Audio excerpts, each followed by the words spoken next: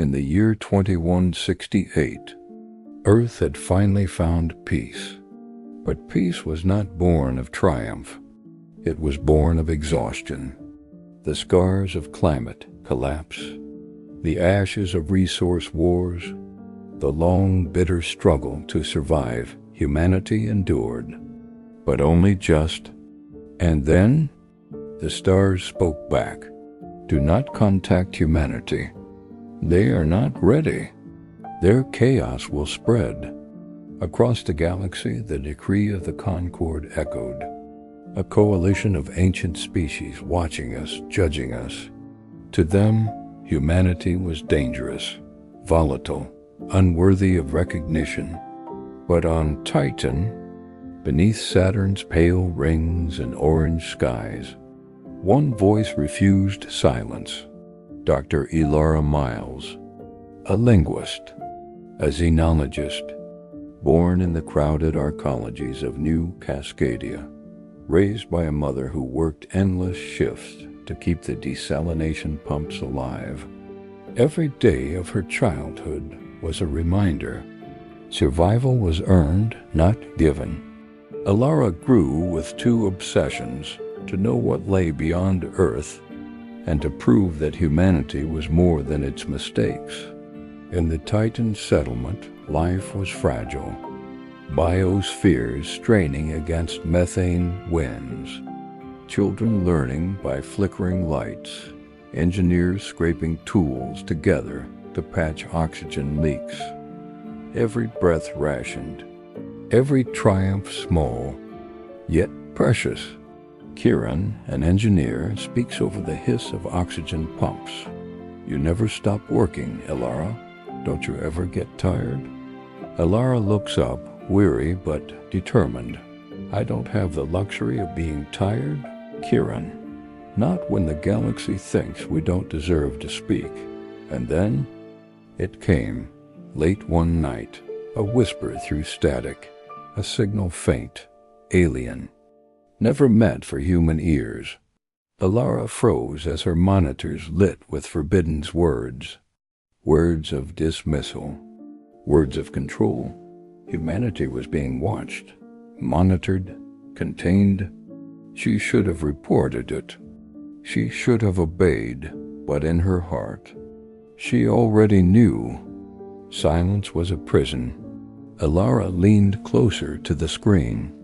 Lines of alien script unfolded, glowing against the dark. Her pulse quickened as the translation finalized, word by word. An indictment against her people. Humanity remains volatile. A containment risk. Their spread must be monitored. Their voice must remain unheard. She pressed a hand to her mouth, eyes stinging with anger. Not fear, but fury. After everything humanity had endured, after clawing their way back from the brink, they were still considered less than worthy. Kieran stood in the doorway, his voice low, cautious. Elara, don't. If you respond, you'll bring them here. She looked up at him, fire in her eyes. Maybe that's exactly what we need. The next day, the settlement gathered in the communal hall. A space carved from steel and necessity, where warmth was rare and words carried weight. Every face was tense, every voice sharp with fear or frustration. A miner slammed his calloused hand on the table. My family came here to escape wars. Don't make us a target. A teacher, her voice trembling but determined, replied, our children deserve to grow up heard, not hidden. A medic, weary with grief, added, we've been punished long enough for the past. And then Elara rose. Her voice cut through the noise, steady, unyielding. Silence is surrender. If we don't speak, we've already lost. The hall fell silent. The choice weighed on them all. But for Elara, the decision was already made. She returned to her quarters that night. The walls hummed with recycled air. The monitors blinked, waiting. Her fingers hovered over the console. Fear gnawed at her, but deeper than fear was resolve. We are here, we are alive, and we will not be ignored. The words, simple but defiant, left her lips and filled the silence of Titan's night. And then she sent them, a transmission carried into the void, a signal the Concord could not ignore. Across the settlement, alarms lit red. Consoles shrieked with warnings. Above Titan's clouds, far beyond Saturn's rings, something stirred. The message had been heard. The moment Ilara's signal left Titan, the settlement shook with fear. Alarms blared. Lights flickered. Life support monitors screamed warnings. She's brought death to our doorstep. One settler shouted. Another cried out, we'll be erased. Do you understand what you've done? Ilara stood in the storm of voices, her stomach twisting with doubt. Had she doomed them all? Had her need to be heard placed every man, woman, and child on Tiptine in a path of destruction? She whispered to herself, words she wasn't sure she believed. I just wanted us to matter. But while Titan trembled, across the scattered outposts of humanity, her words began to spread like wildfire. On Mars, a farmer crouched in the red dust, his daughter by his side. Together they whispered Ilara's words into the dry Martian wind. We are here. We are alive, and we will not be ignored. In Earth's orbit, council chambers erupted in chaos. Some demanded Ilara be silenced, condemned. Others' eyes, wet with hope, argued her defiance was the first true act of unity humanity had ever known. And in the asteroid belt, a solitary miner carved her message into the hull of his ship, a promise written in steel against the void. For the first time in centuries, scattered voices across worlds spoke as one, not from command, not from fear, but from resonance, from defiance, from a hunger to be seen. But humanity was not alone in hearing her voice. The Concord listened too. From beyond the orbit of Saturn, a shadow descended, a vessel vast and alien, its hull etched with light, its form unfamiliar and terrifying. It drifted silently toward Titan, blotting stars from the settler's sky. In the control dome, faces went pale. Breath caught in throats. The message had been answered. Not with words, but with presence. Ilara stood at the viewport, her reflection trembling in the glass. She whispered so only she could hear. They came. In Titan's docking bay, the air was thick with dread. The alien vessel loomed above the settlement, its shadow stretching across the icy plains. Every settler knew, if the Concord wished, they could end them in an instant. Lights flashed as the airlock cycled, a hiss of pressure release, and then the envoy appeared, tall, radiant, framed in silver light. Its voice did not echo in sound, but in thought, cold, measured, merciless. You were warned. Humanity is not ready. Your chaos endangers the stars. This defiance will not be tolerated. Ilara stepped forward. Her knees trembled. Her breath shook. But her eyes did not waver. We are flawed. We are messy. We argue. We fight. But we endure, and endurance is worth recognition. She raised her chin, her voice breaking but unyielding. We will not vanish into silence. Not anymore. For a long moment, there was nothing. The alien envoy stood motionless, The settlers held their breath. Every heartbeat felt like the last. Then, without a word, the envoy turned, the vessel withdrew, and the shadow lifted from Titan's sky. The settlers wept not from victory, but from relief. For the first time the galaxy had listened. For the first time, humanity was seen. Elara stood beneath Saturn's rings, her visor reflecting the pale light. She knew this was not the end. The Concord would watch. Perhaps they would return. Perhaps they would test humanity again. But something fundamental had changed. A voice once silenced had spoken, and the stars had heard.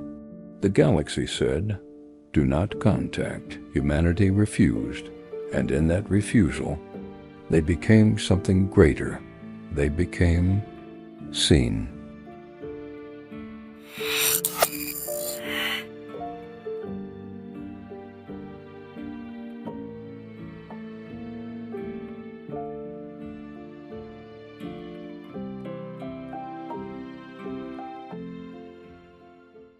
The alien vessel had left Titan's sky, but its absence was not freedom, because days later another ship arrived, smaller, darker, silent. It did not land. It did not speak. It only watched. From Titan's domes, settlers stared upward through storm-streaked glass. A ship, black against the stars, hung in perfect orbit. Some called it a guardian. Others whispered, "Prison guard." In the mess hall, voices clashed. A miner spat into his cup. "They don't trust us." That's what it means. They'll be hovering there until we break. A medic shook her head, her hands trembling. Or until we prove ourselves. Maybe this is our test. And in the corner, Elara Miles sat in silence. The fire that once carried her words now felt heavier than stone. She had given humanity a voice. Now she wondered if that voice had painted a target on them all. Across the colonies, her words had not been forgotten. On Mars, in the red dust, children whispered her defiance to one another like a secret prayer. In the asteroid belt, miners scrawled her words on steel walls. "We are here. We are alive. We will not be ignored." But unity was fragile. For where some heard hope, others heard danger. In Earth's council chambers, leaders argued bitterly. "She has doomed us," one declared. "No," another replied, "she has given us a chance to stand. A chance to be seen." But Mars had no patience for debate. Radicals struck at a Concord probe in orbit, crippling its sensors, and when the signal of destruction rippled across the void, the Watcher stirred. The alien vessel flared with cold light. Its silence ended. Humanity must cease expansion. Mars' settlement is to be dismantled. Compliance will ensure survival. The message hit Titan like a storm. Miners shouted in fury. Parents clutched their children. Mars responded with rage, refusing to dismantle their cities carved into stone and steel. And then came fire. A small band of humans launched an attack against the Watcher, guiding stolen mining ships toward its hull. The settlers of Titan watched, breathless as brilliant flares marked the assault. But the Watcher did not answer with destruction. Instead, beams of light danced from its hull, disabling engines, disarming weapons, scattering attackers across the void. No one was killed. No one was destroyed. The aliens had chosen restraint. Elara's voice shook as she addressed the panicked settlers. "Don't you see? They're waiting. They're testing us. If we answer only with fire, we prove their fears true." But even as she spoke, her chest ached with guilt. Had her defiance lit a fire she could no longer control? And so Titan prepared. In the great dome, settlers gathered as the Watcher sent its envoy, not to Alara alone, but to them all. The airlock cycled, and from the shimmer of light, the envoy emerged, its form tall, radiant, unreadable. It stood among humans for the first time. Its presence silenced every breath. You are divided. You are reckless. You endanger yourselves. Why should you be allowed to endure? Alara stepped forward, her voice hoarse but firm. Because we endure despite division. Because even in our chaos we find strength. You ask why we should endure? Because endurance itself is worth something. The envoy studied her. Its eyes, or what might have been eyes, shifted across the settlers. Fear, anger, hope, humanity, raw and unhidden. And then, without warning, the envoy lifted its hand. Light rippled through the hall, and a transmission, vast and brilliant, leapt into the void, broadcasting not to Saturn, not to Mars, not to Earth, but to the Concord itself. Alara's heart pounded. They had not been destroyed. They had been witnessed. For the first time, the judgment was no longer silent decree. For the first time, the Concord would have to see humanity not as chaos in theory, but as people. The Watchers had chosen not to erase. They had chosen to testify. And as Alara stood beneath Saturn's pale rings, her breath fogging in the cold dome, she knew this was only the beginning. The silence of the galaxy was breaking. The question was no longer if humanity would be heard, but what would be said in return.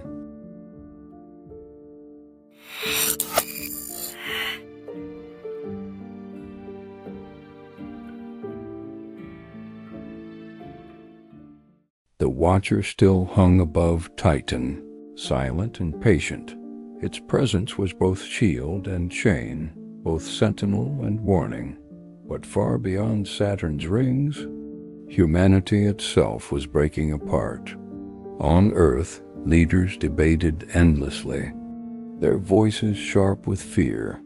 We must placate the Concord, some argued. If we surrender Mars, if we restrain the colonies, perhaps they will leave us be. But others leaned forward, their fists striking the table. And what then? Will we live forever as children forbidden to grow? No. If we bow now, we bow forever. On Mars, the red dust carried whispers of rebellion.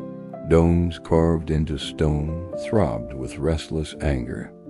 Radicals painted Alara's words on their walls. We are here. We are alive. We will not be ignored. But to them those words meant war. To them defiance meant striking first. And in the asteroid belt, miners listened to fractured broadcasts, hammering their tools against steel in rhythm with her words, not as soldiers, not as radicals, but as people who were tired of silence.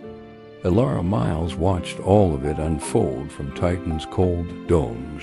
Her name had become a symbol hero to some, traitor to others.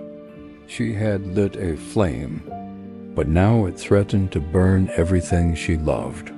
She whispered in the silence of her quarters, "Did I make a mistake? Did I wake hope? Or chaos?" Kieran found her there, hunched over darkened monitors. He placed a hand on her shoulder, his voice steady despite the tremor in his breath. "Maybe both," he said, "but ready or not doesn't matter. We're here, Alara, and we won't wait for permission to exist." She lifted her gaze to him, and in his reflection she saw not just doubt, but the same fire that had driven her to speak. Humanity was fracturing, but within the fracture, Something lived. Then came the transmissions, not human. Alien whispers from within the Concord itself. Some species spoke in cold certainty. Humanity is chaos. They must be erased before they spread further. But others, softer, cautious, spoke differently. No, let them be tested. There is resilience here the galaxy has long forgotten. Elara intercepted these voices with wide eyes and racing pulse. The Concord was not united. Humanity had become a fault line in alien politics. And then the sky above Mars darkened, not with dust storms, but with shadows. 3 Concord vessels, vast and gleaming, entered orbit. They descended in silence, their presence blotting out stars. In the Martian domes, settlers fell still. Children pressed their hands to glass. Fathers clenched their fists. Mothers held their breath. And then the message came, booming through every speaker, vibrating through every hull. Human expansion must halt. Mars must yield. Dismantle your colonies. Return to Earth. Only then will humanity endure. On the surface, fury erupted, yield. A miner roared. We carved our lives from stone. We bled into this dust. You think we'll bow now? And from the shadows, radicals struck, guided ships, loaded with stolen fuel and mining rigs, surged toward the alien vessels.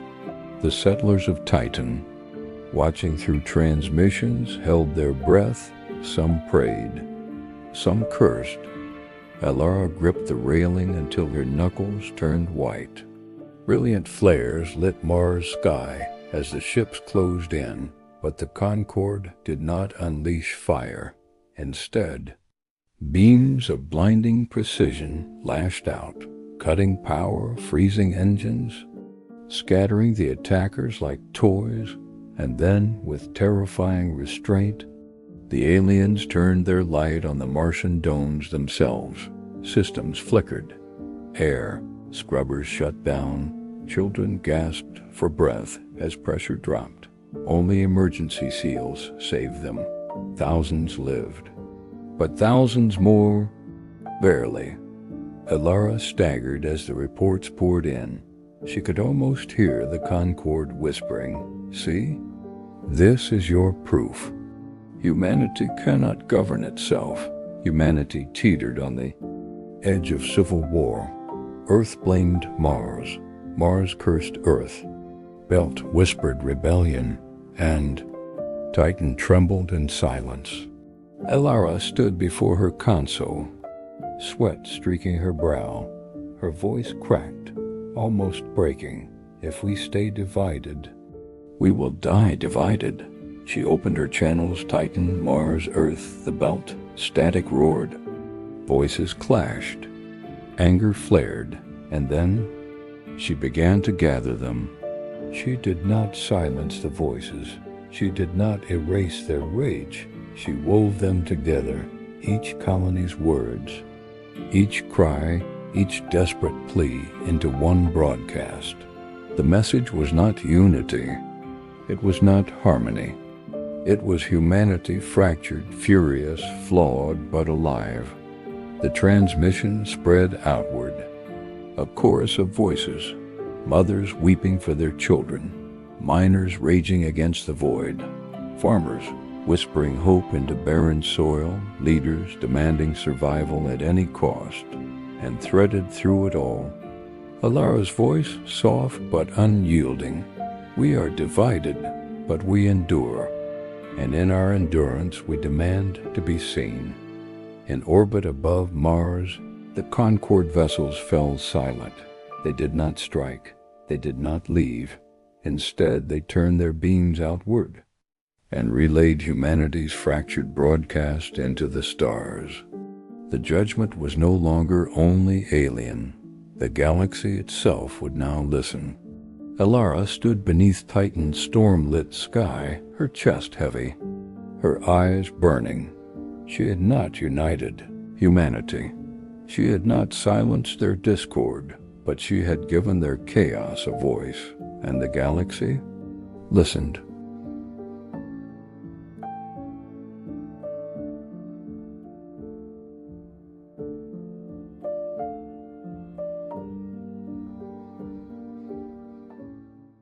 The Concord ships remained, dark silhouettes above Mars, silent watchers above Titan, guardians or wardens. No judgment had yet been passed, but humanity lived beneath their shadow. In Titan's domes, the settlers tried to return to life. Children studied under flickering lamps. Engineers patched oxygen filters with hands rough from frost. But fear lingered in every breath. Not fear of storms, not fear of collapse, fear of the silence above. Alara Miles carried that silence like a stone in her chest.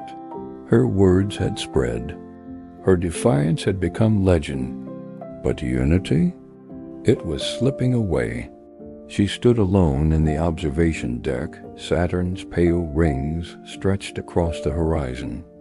How long, she whispered, before they decide? But the stars gave no answer. Then came the signal. Not from Earth, not from Mars, not from Titan, but from the stars beyond. A Concord colony settled near a volatile star was in danger. A flare unlike any recorded threatened to scorch orbital habitats, destroy crops, and blind sensors. Thousands of lives, alien lives, hung in the balance. The Concord prepared evacuation, but their process was slow, methodical, bureaucratic. Ships held back, unwilling to enter the danger zone. Too great a risk, they said. Too costly. Alara's fists clenched as she listened to the broadcasts. Aliens begging for aid. Children screaming in languages no human tongue could shape. And the Concord waiting. She turned to Kiran, her voice trembling with fury. They could save them. But they won't. Kiran shook his head. Not won't, can't. They're bound by their laws. But we're not. Across Mars, whispers turned to fire. Radicals who once carved Alara's words into steel now carved them into their actions. We have ships, they declared. Mining rigs. Cargo haulers. Not warships, but fast enough. Strong enough. We can reach them. On the belt, miners raised their voices too. We've braved the void with less. Let the galaxy see what courage is. Alara stood before Titan's settlers, her voice raw. If we intervene, we prove our courage.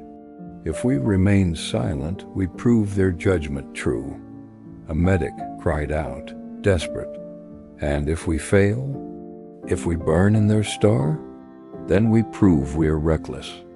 And they'll call us mad. Alara lowered her gaze. Her voice dropped to a whisper. Sometimes survival requires madness, and so the ships launched. Not fleets of war, but patched miners, reinforced cargo freighters, jury-rigged rigs with shields cobbled from scrap. They left Mars, they left the belt. They left Titan. Alara coordinated from her console, Titan screens glowing against her weary eyes. She guided trajectories, translated alien broadcasts, stitched human ingenuity to alien data. The first ships breached the flare zone. Heat alarms screamed. Radiation scorched hulls. Pilots coughed blood into helmets. But still they pressed on. Cargo bays burst open. Alien families, their skin glowing faint under emergency lamps, were dragged aboard human ships. Voices clashed, human, alien, desperate, frightened, alive. Some ships never returned. One miner's freighter burned, swallowed whole by light. Another spun into silence, its crew lost to the void. But most endured. Enough endured. Ilara's hands shook as she whispered into the combs. Hold on. Just a little longer. Just a little longer. And when the flare struck, when fire consumed the orbitals and ash filled the skies, humanity was still there. Their ships, battered and broken, carried thousands to safety. In the aftermath, the void was quiet. Too quiet. Alien survivors stared at their human rescuers with wide, unblinking eyes. Some wept, some reached out trembling hands. Some whispered words humans could not understand, but understood all the same. And across the colonies, transmissions roared. Mars cheered. The belt sang. Even on Earth, where fear was strongest, people whispered with awe. They saved them. Our people saved them. But the Concord was divided. Some raged, see? Reckless, chaotic. They risked death and spread their madness across the stars. Others, softer, reluctant. Yes, reckless. But when we hesitated, they acted. When we would not risk ourselves, they risked all. And lives were saved. Ilara stood on Titan, her body weak with exhaustion. Her heart burning with something she had not felt in years. Hope, real hope. She raised her voice, sending it across the combs to every world, every ear that would listen. We are reckless. We are chaotic. But when the galaxy needed us, we did not look away. The judgment of humanity was no longer only in their defiance. It was in their fire. It was in their refusal to stand by while others suffered. And as alien voices spoke human names in gratitude, as Concord delegates argued in secret halls, as the watchers above Titan fell into silence, something shifted. The test of fire had come, and humanity endured.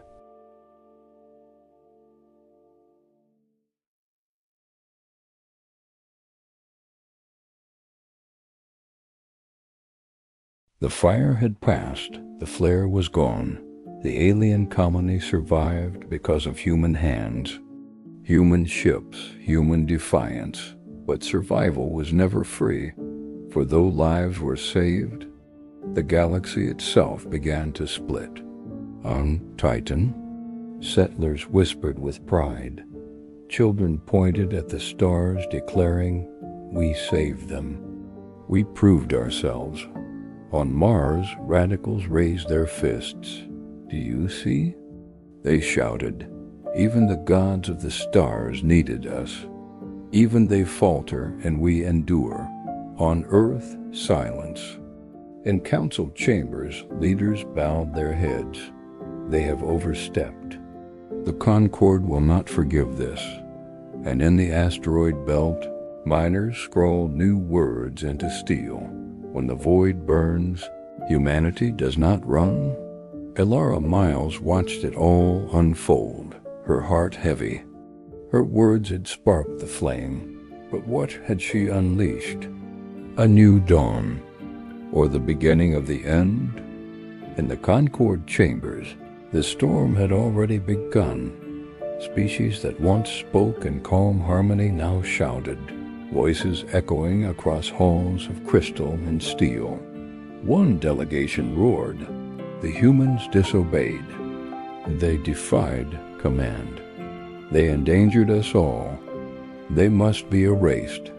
Another, softer but firm, they acted when we hesitated. Their madness saved lives. Perhaps their chaos is not weakness, but strength. And for the first time in centuries, the Concord was no longer one voice. It was many, fractured, bleeding. Alara intercepted fragments of their debate, the alien syllables harsh, tangled, trembling. Her hands shook as she listened. Humanity was no longer just on trial. Humanity had become a mirror, forcing the galaxy to see itself. And some did not like what they saw. Kieran found her in the control dome, pale light from Saturn's rings spilling across her face. "If they fracture," he whispered, "if war follows, we will be trampled beneath their feet." Alara closed her eyes.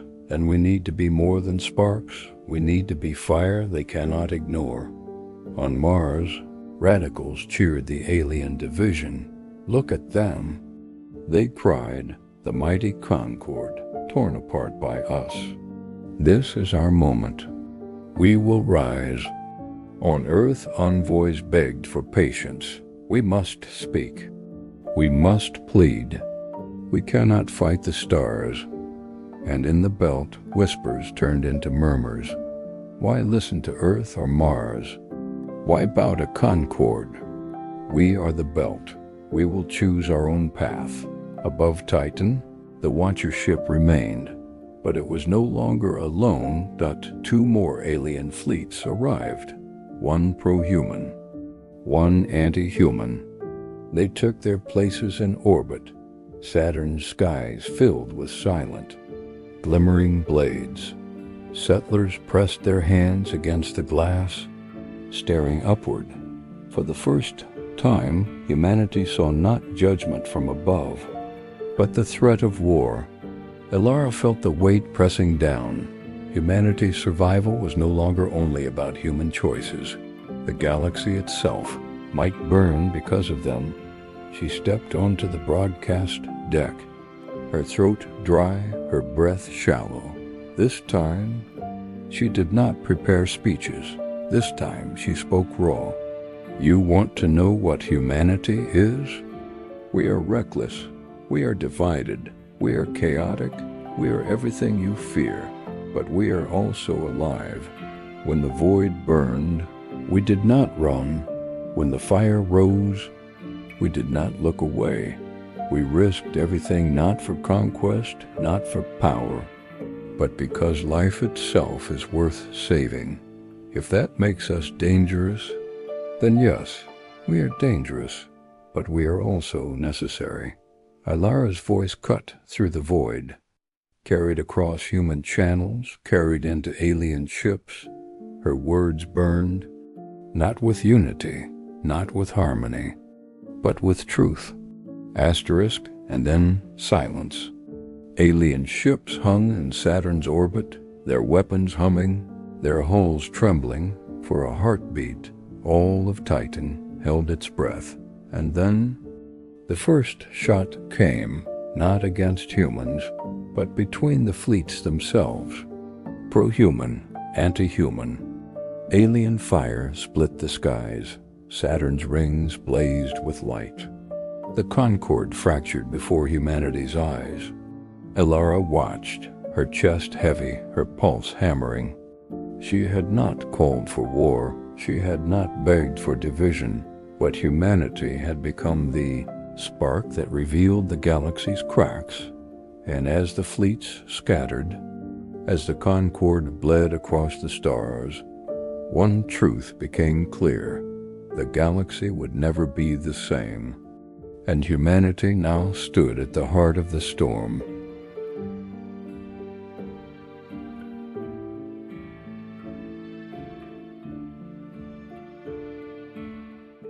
The Concord was broken. Its fleets had fired upon one another.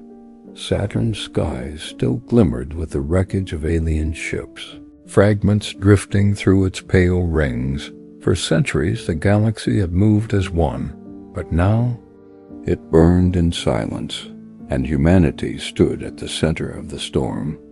On Earth, panic spread like wildfire. "We have invited ruin," leaders whispered. "We have brought the galaxy's wrath to our doorstep." On Mars, radicals roared in celebration. "Do you see?" they cried. "Even the stars bleed." The mighty Concord is mortal, and it was humanity that revealed their weakness. In the asteroid belt, miners raised their glasses to the void. If the galaxy burns, so be it. We were born in fire. We will endure. And on Titan, settlers pressed their hands against cold blasts, staring upward at drifting alien wreckage. Children asked, "Mama, did we win?" But their mothers could not answer. Elara Miles stood in silence. Her voice had once lit flames. Now those flames had consumed an empire, and in her chest, a single question echoed. Did we save them, or doom them all? The cracks widened, the galaxy fractured. Some alien species rallied to the purists, demanding humanity's eradication. They are chaos. They are danger. They must be silenced before the fire spreads. Others whispered support. They saved our children. They acted when we faltered. Perhaps their madness is what we need, and many more simply withdrew, retreating into fear, unwilling to risk the coming war. For the first time in memory, the Concord no longer ruled the stars. The galaxy itself was breaking. Then came the first ships. Not enemies, not fleets, refugees, alien survivors, their homes lost in the fracture, drifted toward Titan's domes. Their vessels limped, battered, flickering with failing light. They came not as conquerors, not as judges, but as the lost. Titan settlers gathered at the airlocks, fear in their eyes. Why should we let them in? One shouted, "We barely have enough for our own children." Another whispered, "They are the ones who called for our death. Will they not slit our throats the moment we open the doors?" But others stepped forward, medics, engineers, mothers. They came for safety. A woman said, "And safety is what we promised the stars." Elara herself cycled the first lock, guiding the frail, trembling forms inside. The aliens' eyes glowed faint under Titan's lights, their voices soft with exhaustion. One reached out, clutching Elara's sleeve. Though she could not understand the words, she understood the plea, and she nodded. "You are safe," she whispered. "Here, you are safe." Across the galaxy, factions drew their lines. The purists sharpened their blades. The advocates whispered of renewal, and the neutrals hid in silence. But humanity could not hide. Earth wavered between diplomacy and fear. Mars demanded weapons, demanded fleets, demanded blood. The belt whispered of independence, refusing to bow to Earth or stars alike. And Titan, once a quiet outpost, a mining dome beneath Saturn's storms, had become a beacon, a refuge, and a target. The first attack came without warning. A purist raiding party, swift and merciless, struck Titan's defenses. Hull alarms screamed. Settlers fled through smoke-filled corridors. Children clung to their mothers as the walls shook with alien fire. Elara rushed to the control deck, her heart pounding. Through fractured glass, she saw their ships sleek, glimmering blades of war cutting through the black. "We can't hold," an engineer cried. "Our defenses aren't made for this." But others rose, fire in their eyes.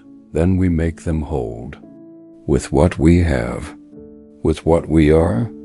Miners seized their tools, rigging cutting lasers into makeshift cannons. Engineers rewired conduits, turning power surges into weapons. Mothers carried rifles. Fathers welded barricades. Titan was no fortress, but Titan would not fall. The raiders descended. Fire split the skies, and humanity answered. Rusting miners rigged clawed at sleek alien hulls. Oxygen lines vented into flame, blinding enemy sensors. Every strike was desperate. Every blow, reckless. But every action carried the weight of survival. Ilara's voice rang through the combs, hoarse but unyielding. Hold the line, not just for us, for them, for all who sought shelter here. Alien refugees, weak, trembling, but alive, pressed their hands to the glass, watching as humans fought not only for themselves, but for them.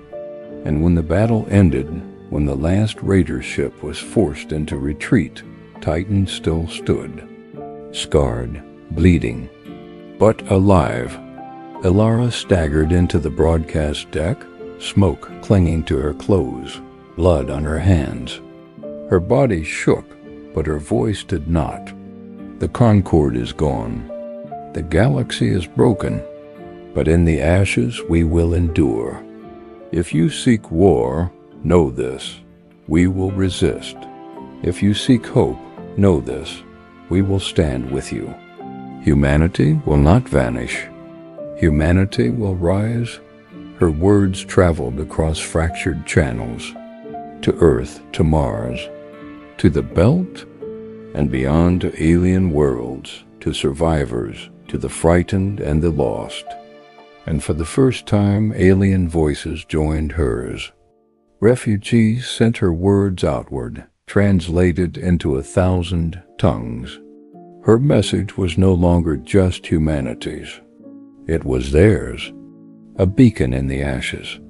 And as Titan's skies cleared, as wreckage drifted among Saturn's pale rings, one truth burned brighter than all the stars.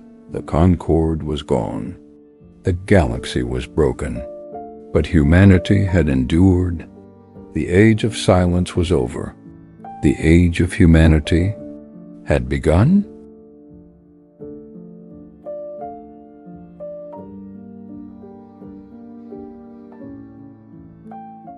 Titan was scarred, but it still stood. Smoke clung to its domes. Hull plates bore fresh wounds, yet within, life moved forward.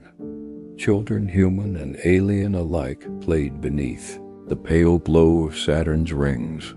Settlers shared food with refugees. Engineers welded side by side with strange, long-fingered hands. And for the first time, Titan did not feel like the edge of humanity's exile. It felt like the spark of something new. Ilara Miles walked the rebuilt corridors, her heart heavy but hopeful. "We have bled together," she whispered. "Perhaps now we can live together." But beyond Titan's walls, the galaxy still burned. The purists sharpened their blades. The advocates whispered of rebirth.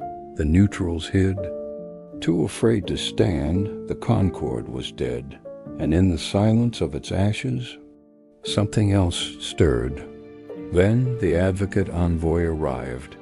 Their vessel was battered but intact, drifting into Titan's orbit like a survivor clinging to hope. When the hatch cycled, figures emerged tall, cloaked, their eyes glowing faint with sorrow and determination. They bowed their heads, not as conquerors, but as equals. Their voice was steady, carried through translators into every ear. The Concord is gone, but something must rise in its place. You, humans, are chaos, but you are also fire. Will you stand with us? Ilara's breath caught. Never before had humanity been asked, not judged, not ordered, not condemned, but asked. And yet, unity was never humanity's gift. Earth's leaders counseled caution. Do not rush. Do not leap. We cannot survive another war. Mars radicals slammed their fists upon iron tables. Ally? No. Laid. The galaxy bleeds, and we will rise to command its throne. The belt muttered from shadowed stations. First Concord, now advocates. chains, no matter the hand that holds them. Titan listened to all, voices clashing in its council hall. And at the center, Elara rose, her gaze unwavering. "This is not about change," she said. "This is about survival. About proving we are more than sparks in the dark." For the first time in history, humans and aliens sat together, not as trial and judge, not as captor and prisoner, but as partners deciding the future. But the purists were listening. They saw the talks not as hope, but as betrayal, and they struck. It began with silence, a power flicker in Titan's grid, a missing patrol, a whisper too late. Then, the shadows moved. Assassins, cloaked in void black, slipped into Titan's domes. Their blades sought leaders. Their rifles sought peace. The purists would not allow an alliance. They would smother it in blood before it drew breath. The first shots rang in the council hall. Windows shattered. Air thinned. Humans and aliens alike dove for cover as assassins stormed the chamber. Elara fought with bare hands, seizing a broken steel rod, striking against armored intruders. Blood spilled human and alien both. Refugees grabbed tools. Settlers raised rifles, mothers shielded children. Titan became battlefield once more, not of fleets, but of trust. In the chaos, one advocate leader fell, their cloak stained in crimson. A miner dragged them to safety, shouting, "Not today, not in our home." Another settler died shielding an alien child, their body falling silent as alarms wailed. Elara staggered, breath ragged, her shoulder pierced by a blade. Yet still she rose, her voice hoarse but unbroken. "We fight, together, not for power, not for conquest, but for tomorrow." And together, they held. The assassins fell, the purists' shadows fled, and Titan endured. When the smoke cleared, the hall was broken. Blood stained the floors, but amid the ruin, hands reached out human, an alien lifting one another from the dust. The advocate envoy turned to Elara, eyes heavy with grief but burning with resolve. "Trust is not built in words," they said softly. "It is built in blood. From this day, humanity is no longer alone." And so, within Titan's rebuilt dome, a pact was forged. Not the Concord of old, not the silence of chains, but the first alliance. Humans and aliens stood shoulder to shoulder, their signatures etched into steel and light, a promise of survival, a promise of unity, a promise that the ashes of the galaxy would not be its grave, but its beginning. Elara stood before the broadcast deck once more, her voice carrying beyond Titan, beyond Saturn, beyond the wreckage of war. The Concord is ashes, but in those ashes something new begins. If you seek war, you will find us waiting. If you seek hope, you will find us standing. We are humanity, and we are not alone. And across the stars the message spread, to Earth, to Mars, to the Belt, to advocates scattered across a broken galaxy, even into purest strongholds, where enemies clenched their fists. For the first time, human ships flew beside alien craft, patrols sweeping the void not in silence, but in unity. The Concord had fallen, but something new had risen. The galaxy had tried to silence humanity. Instead, humanity had given the galaxy a new voice. The first alliance had been born.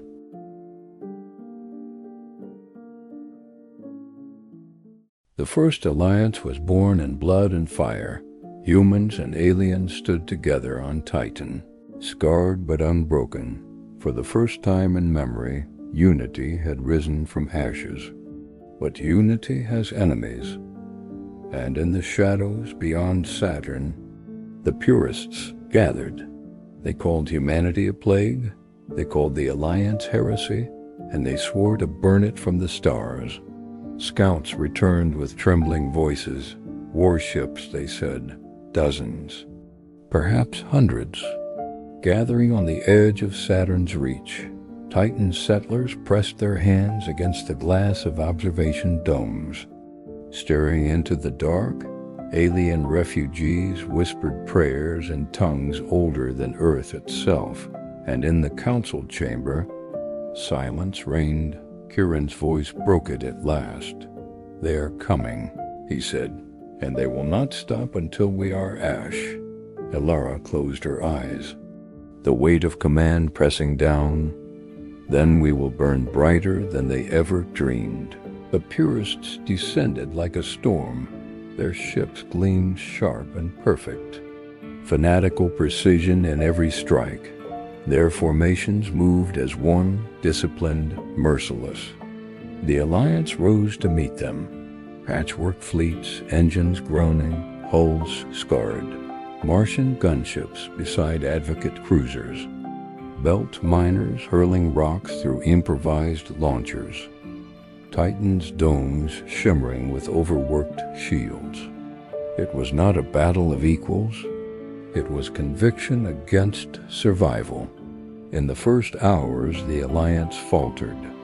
Shields cracked. Stations tore apart.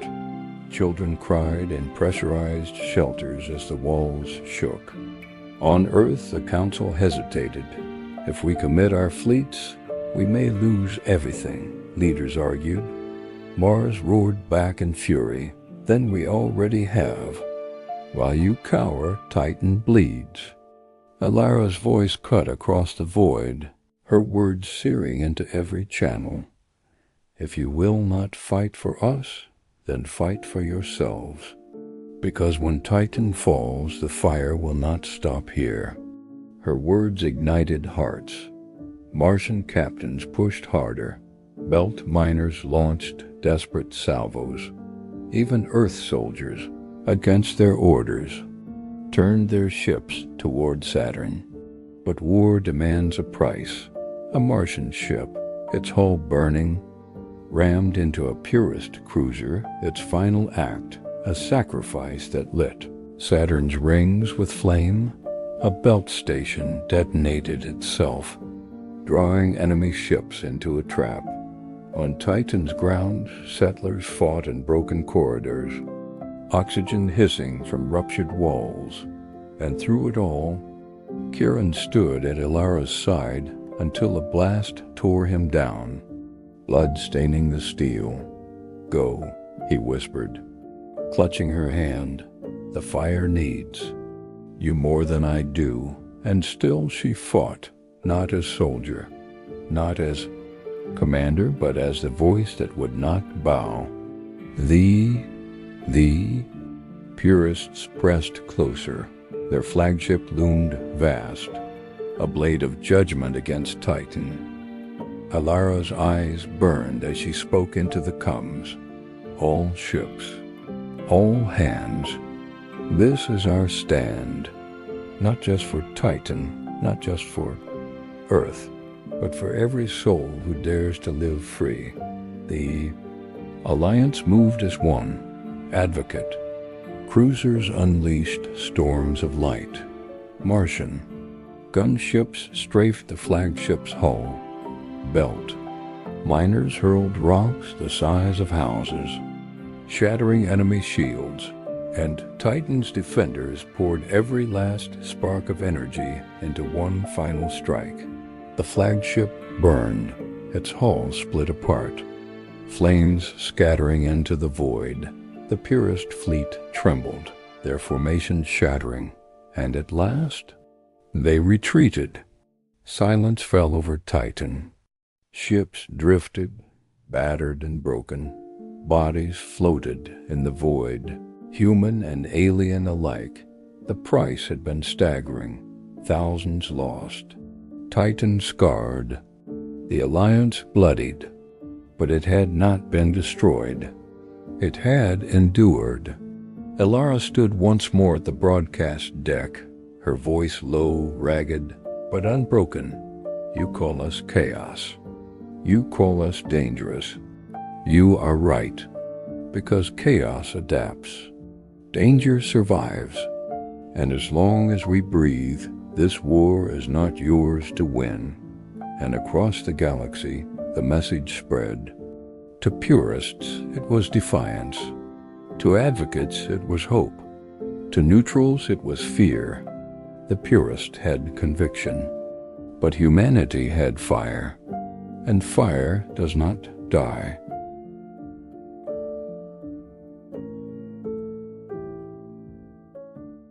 Mars glowed red in the dark. Once its deserts had whispered of courage, of rebellion, of the human will to endure. But now, those whispers carried something colder, something darker, the sound of division. After the war of conviction, the galaxy held its breath. The purists had fallen back, scattered into the void. Titan rebuilt. The first alliance stood, but alive. But peace, like all fragile things, began to crack from within. On Mars, the radicals who once fought for unity saw a new truth in the ashes. We saved the galaxy, they cried. We bled while Earth hid, while the belt trembled, while Titan begged for peace. It was Mars that stood first, and Mars that must lead. Their leader, Commander Varric Hale, stood before the domed city of Ares Prime. His voice echoed through the airless night. The Alliance is weak. The aliens will betray us when it suits them. And Earth will drag us back into chains. The crowd roared in answer. Flags unfurled, red banners painted with the dust of Mars. And beneath them, the movement grew. Elara Miles watched from Titan's council chamber, the transmission flickering across her console.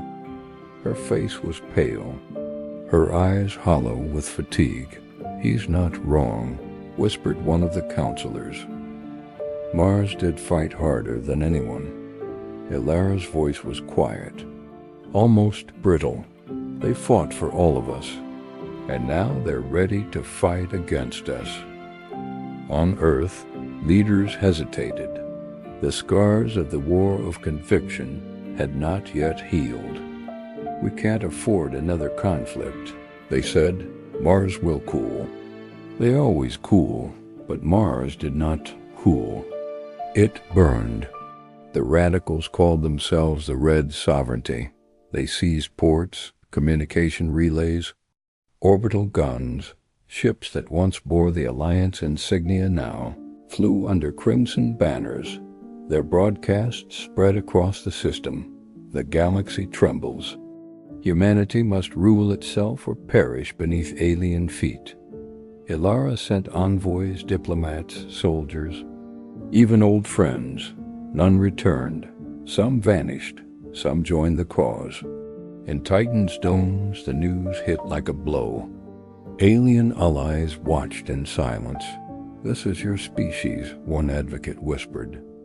So quick to rise, so quick to fracture. Elara's jaw tightened. You don't understand, she said softly. This isn't weakness. It's the cost of freedom.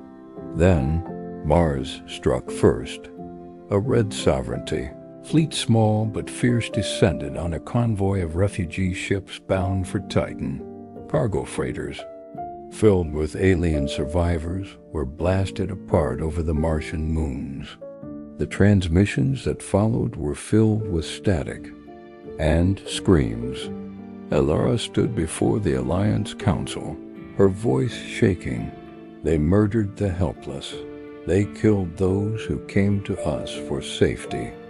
We cannot let this stand. Earth's envoys begged for restraint. We can't risk a civil war, they pleaded. Every shot we fire at Mars is a shot at ourselves. Ilara turned to them, her eyes blazing. Then maybe it's time we remember who we are. The Alliance prepared for war. Mars fortified its orbit, its surface gleaming with defense grids and hidden cannons. The belt armed in silence, waiting to see who would bleed first. And Titan, still recovering, became the heart of strategy once more. Ilara refused to command from afar. She boarded the Solace, a rebuilt Titan cruiser, its hull still scarred from the purest war. "If we must fight," she said, "then I will face them myself." When the fleets met above Phobos, the stars themselves seemed to dim. Red against blue, human against human. The first shots of the Civil War shattered the fragile peace humanity had built among the stars. Missiles flared across the void. Mars. Fighters screamed through the black, swift and deadly. Alliance frigates answered with precision strikes, shields shattering under the onslaught. From Titan, the Advocate cruisers hesitated alien commanders torn between loyalty and fear. "They fight each other," one whispered. "How can we save those who destroy themselves?" Ilara's ship trembled under fire. Her voice rang through the chaos.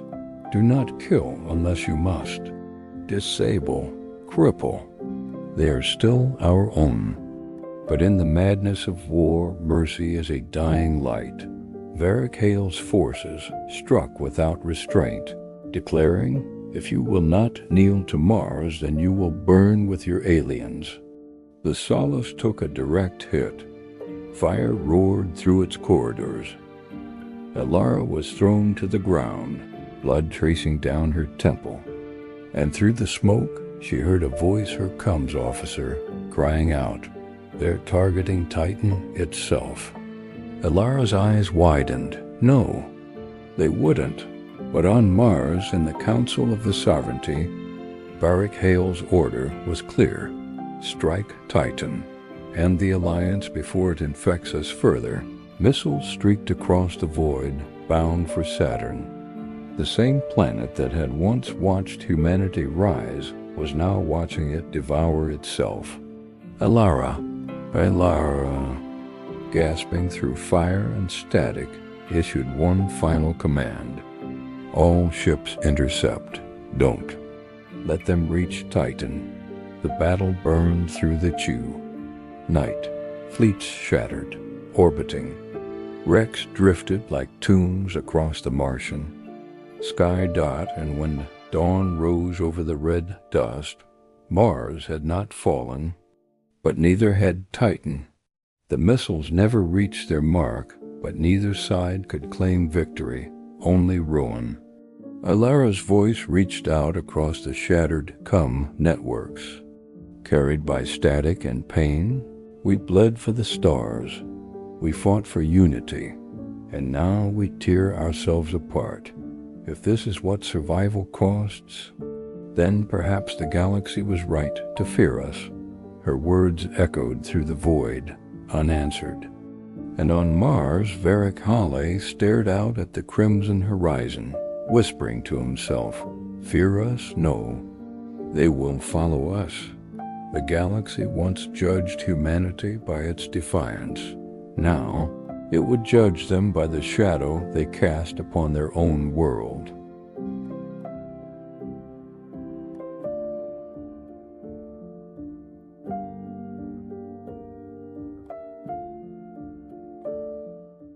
The Belt had always listened, watched, waited, while Earth ruled, while Mars rebelled, while Titan burned.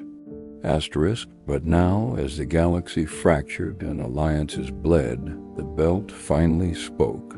From the mines of Ceres to the hollowed stations of Pallas, the Belt had lived between worlds, too distant to belong to Earth, too free to kneel to Mars, too forgotten to matter to anyone else. But when the first alliance rose, Belt miners bled beside Titans, fought beside Martians, died beside aliens. And when it was done, no one came to rebuild them. So the Belt decided to rebuild itself.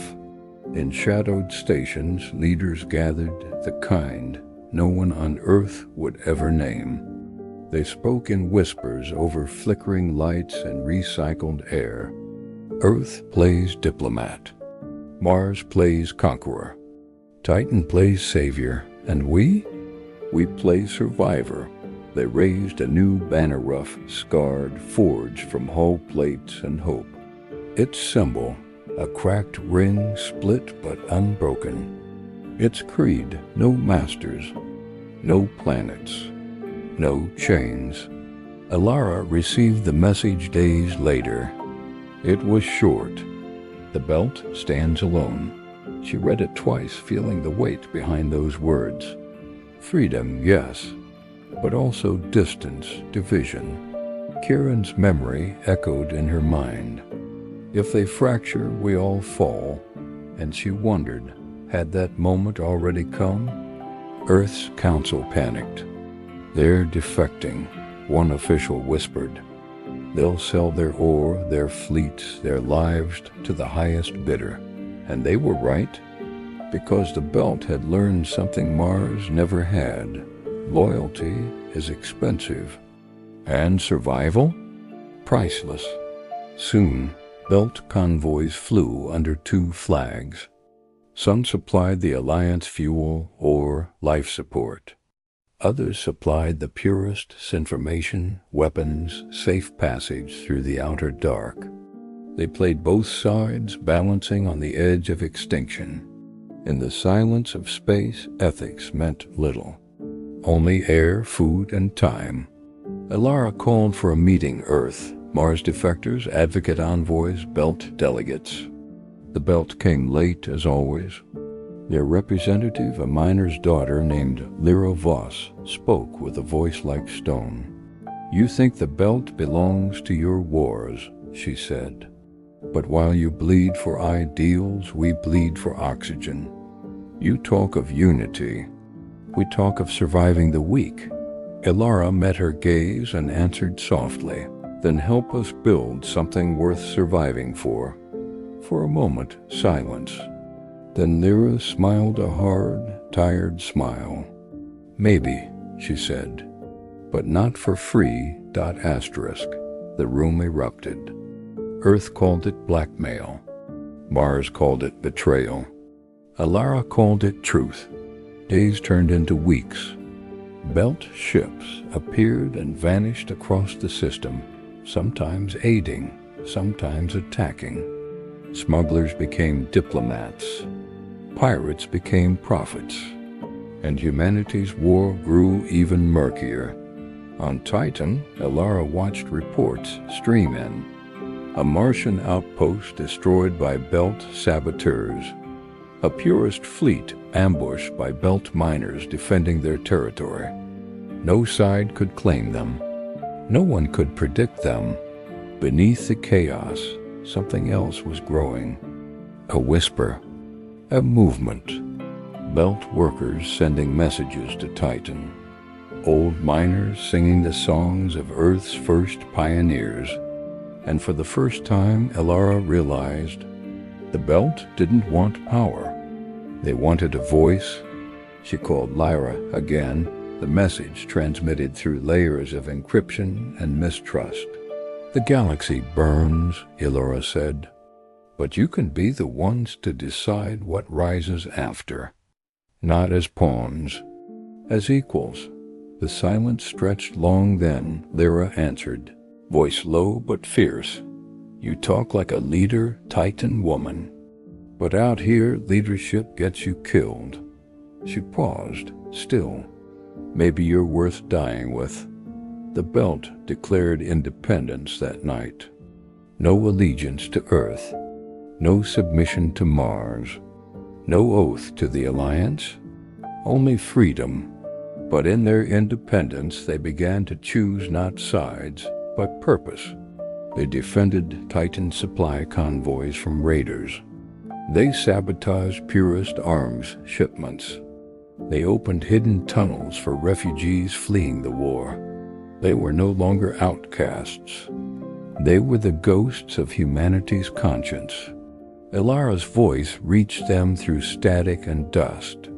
You call yourselves the free. Then prove it. Be the freedom the rest of us forgot. And across the dark between worlds, Belt voices answered, not in speeches, but in the hum of engines, the sparks of welders, the quiet promise of survival. The Belt had no throne, no armies, no grand councils, but their echo reached every corner of the system. Not rulers, not rebels, something new, echoes of the Belt. And those echoes would soon shape the war to come.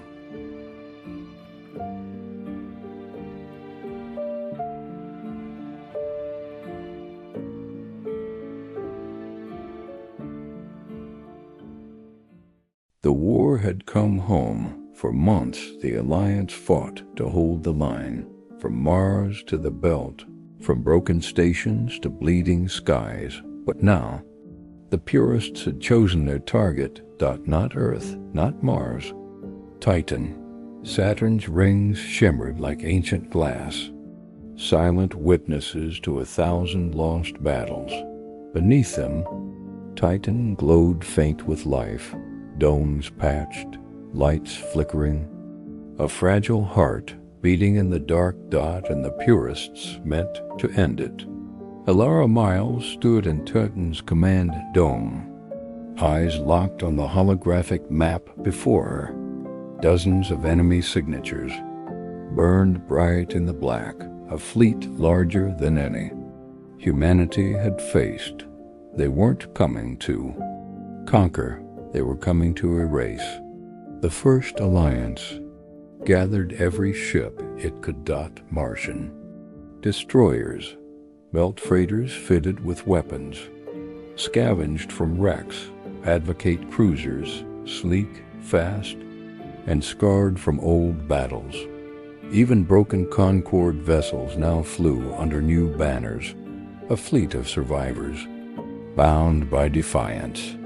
Ilara's voice echoed through the combs. We've rebuilt before. We'll do it again. But if they think Titan will fall quietly, they've forgotten who we are. Her words spread like wildfire across ships and stations. Humans and aliens alike prepared for the fight that might end them or define them forever. The first purist wave struck without warning. Orbital platforms shattered, missiles carved through the void like falling stars. Titan shields flared and cracked, the sky itself trembling under the assault. Alliance ships surged forward to meet them. Martian gunners roared vengeance. Belt captains rammed enemy cruisers with suicidal precision. Advocate fighters danced through fire, protecting human freighters like angels of light. But the purists were relentless. Their fleets moved as one, cold, perfect, merciless. In Titan's corridors, civilians huddled in silence. Children pressed against steel walls, listening to the thunder of war outside. Alien refugees held human hands, and somewhere, in that fragile quiet, a whisper passed from one voice to another. We will endure. On the surface, Kieran's old command post burned. Ilara stood where he once had, watching the heavens tear themselves apart. You'd hate this, she murmured. You'd tell me to run, but her hands never left the console. She ordered the counterstrike.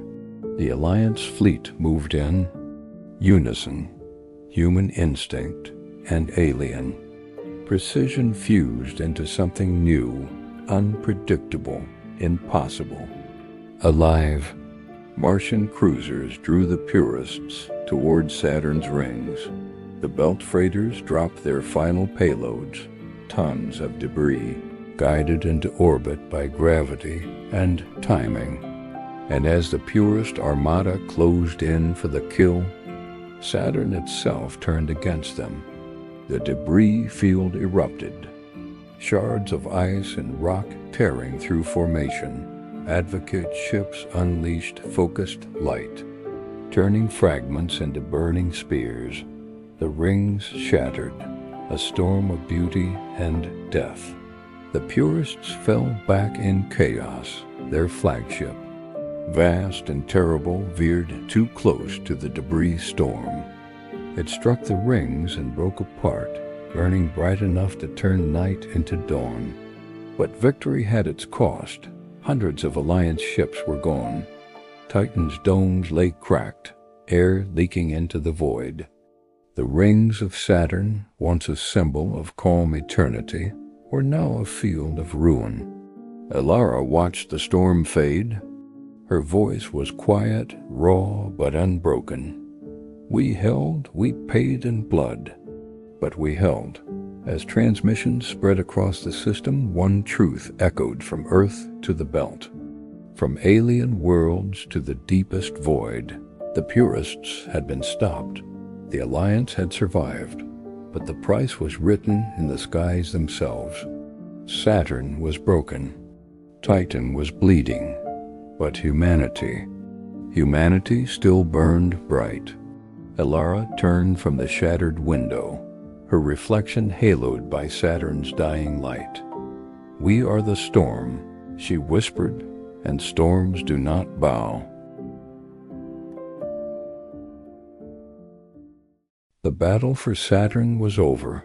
The void still burned with wreckage and light. Titan survived, but only just. Saturn's rings were broken, the purest fleets scattered. The Alliance stood battered, bloodied, half in ruin, but it still stood. Elara miles drifted through the silent corridors of Titan's command dome. Windows cracked, consoles dark, the smell of smoke still lingering. Every sound, every breath felt like defiance. Kiran was gone, thousands more with him, and yet, in the hollow stillness, there was something new.